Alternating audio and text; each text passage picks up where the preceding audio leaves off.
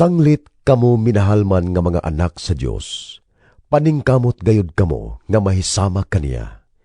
Magkinabuhi kamo diha sa gugma, sama nga gihigugma kita ni Kristo, o gitugyan ang iyang kinabuhi alang kanato, sama sa mahumot nga halad sinunog nga makapahimuot sa Dios. Sanglit kamo katawhan man sa Dios, dili maayong igdungog nga dunay salawayong pagpakighilawas o kahugawan o kahakog diha kaninyo.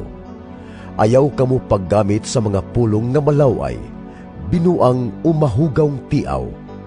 Angay hinuon kamong magpasalamat sa Dios.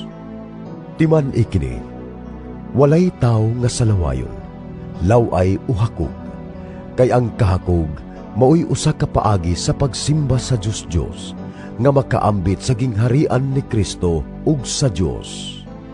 Ayaw kamo patunto kang bisan kinsa pinaagi sa mga pulong nga binuang, kay tungod niini mahiagom sa kapungot sa Dios ang musupil kaniya.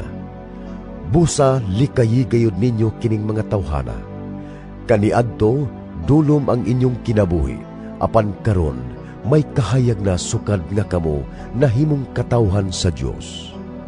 Busa kinahanglan nga magkinabuhi kamo ingon nga mga tao nga iya sa kahayag, kay ang bunga sa kahayag mao ang kaayo, katarong ug kamatuoran. Paningkamuti nga makatunan ninyo ang makapahimuot sa Ginoo. Ayaw kamo pag-apil-apil sa mga daotang buhat nga iya sa kangitngit. Hinuon ibutyag kini, kay makauulaw bisan gani ang paghisgot sa mga butang nga gibuhat nila sa tago.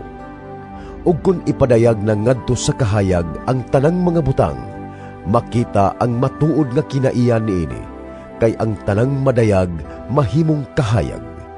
Busa giingon, pagmata na hingatulgon, bangon gikan sa mga patay, og hatagan ka ni Kristo og kahayag. Busa pagmatngon kamo pag-ayo sa inyong pagkinabuhi. Ayaw kamo pagkinabuhi sama sa mga walay alamag, kundili sama sa mga maalam. Ayuha paggamit ang inyong panahon, kay dautan kining mga adlawa. Busa ayaw kamo pagpakabuang. Paningkamuti hinuon nga masabtan ninyo ang kabubuton sa Ginoo. Ayaw kamo paghubog-hubog, kay makadaot lamang kini kaninyo. Tinguhaa hinuon ninyo nga mapuno kamo sa Espiritu. Ug sa inyong pagsulti-anay, gamitan ninyo ang mga salmo, mga himno ug mga balaang awit.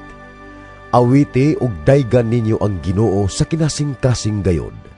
Sa ngalan sa atong Ginoong Hesukristo, pasalamatin ninyo kanunay ang Dios nga Amahan tungod sa tanang butang.